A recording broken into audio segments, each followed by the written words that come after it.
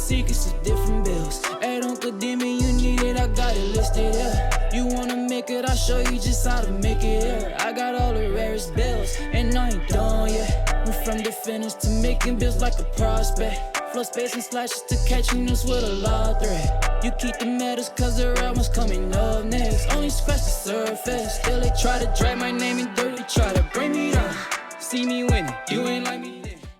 Yo, what's good, my nephews and nieces? This is your favorite uncle, Uncle Demi, and today I have another special banger for you, right?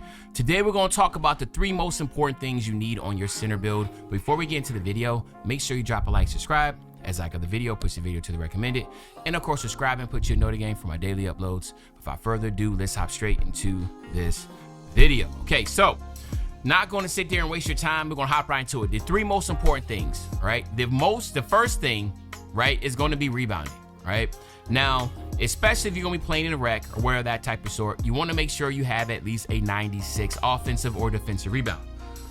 More likely, you want to have the higher offensive rebound if you're inside. You want to have the higher defensive rebound if you're an outside.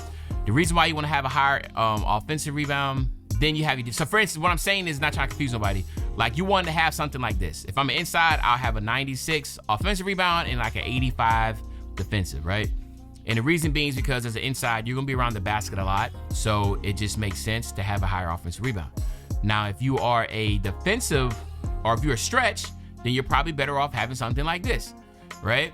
Where you're going to be away from the basket a lot offensively because you're going to be on the perimeter, but defensively, obviously you'll be around the basket more and you will have the higher defensive, but you want to at least make sure you have a 96. You can also use cap breakers. That's always a good recommendation to have a 91 and then use your 5 cap breakers there to get to a 96. But it is very, very critical, in my opinion, to at least have gold. Hall of Fame, rebound chaser, and then of course you can then use your max +1 to get the legend, that type of sort. It's just pretty much, you don't really need legend. That's kind of what we're getting at here. You don't really need the legend badge. The legend badge is not necessarily something that, unless somebody come out some more data, is just that game breaking. Okay, so you have a 99 offensive defensive rebound, it's not going to change the game. But from going from gold rebound chaser to Hall of Fame, there is something there to where it just justifies making sure your center build has at least a 96 rebound chaser, all right, or offensive defensive, depending on the type of play. Okay, now the second thing, right, that you're going to want to have is shooting.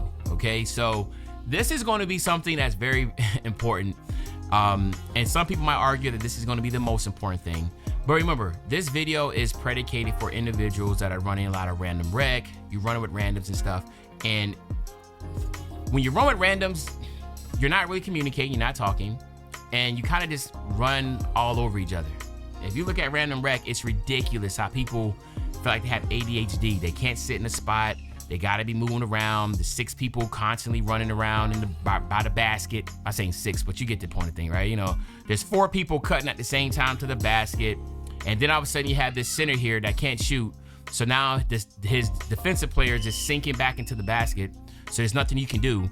So it's like one of those things that at the end of the day, you want to make sure you have the ability to be able to shoot and keep that floor spread. Now you ask yourself, what is the ideal 3-point shot? So again, the ideal 3-point shot is to have at least a 78. Okay, so you want to have that 78. Not trying to say that's like I have builds that's not a 78, but 78 is the ideal situation because it'll give you set shot special on silver. You use your max +1 and it gets it on gold. That is the ideal situation. So 7 feet is really, again, the popular height for most centers. Some people try to go a little bit taller, but 7'5" wingspan is what you're pretty much looking at.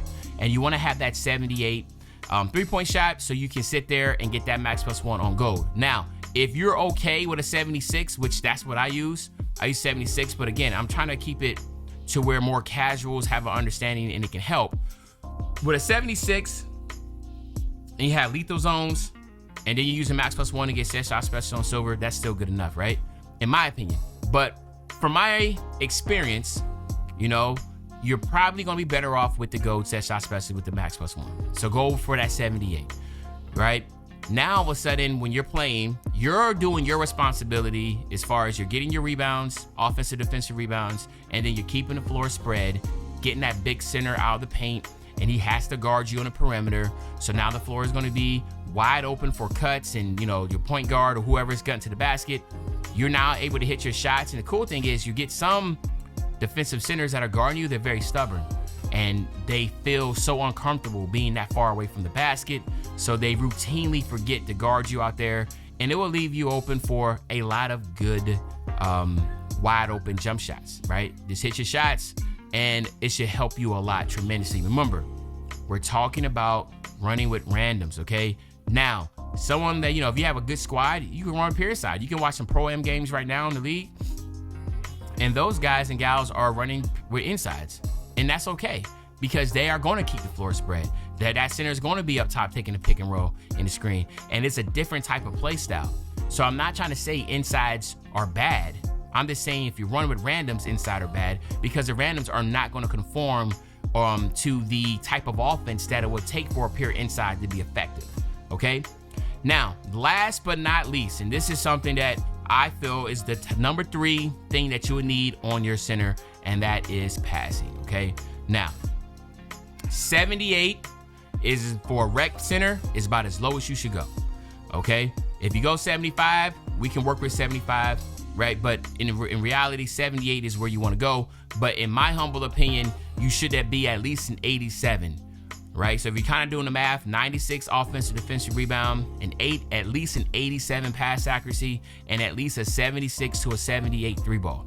Now, the reason why pass accuracy is so important is because this is going to allow you to get a lot of rep, right? A lot of rep where you're going to be able to pass the ball down the floor, get that assist, just rack up defensive, offensive rebounds and assists, which is really going to help you with that teammate grade. But there's nothing worse than a center on your team that cannot throw an outlet pass because they have no pass accuracy. They're constantly getting the ball intercepted. They're constantly throwing the ball out of bounds, right?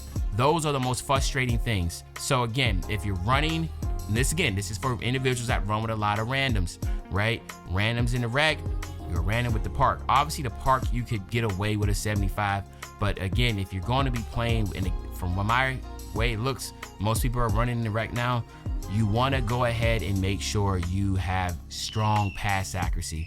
And an 87 is what you want to rock with, an 87 pass accuracy. So, just to recap, 96 offensive defensive rebound, you can drop it to a 91, use your 5 cat breakers. All right, 76 to a 78 on your 3-point shot, and an 87 minimum. And then of course you can go up as high as you want to a 93 or whatever to get your pass accuracy as high as you possibly can that you're comfortable with, but 87 minimum. You can go 89 to get that Tyrese Halliburton passing style. Again, it will give you the versatile visionary silver. But those are my takes of the 3 things you need to have on your center. I'm interested to see what y'all have to say about that. But other than that, it's your favorite old head, Uncle Demi. I'll be back really, really soon with a banger, man. You know, when I say back soon with a banger, you know exactly what I'm talking about. I'm talking about tomorrow, man.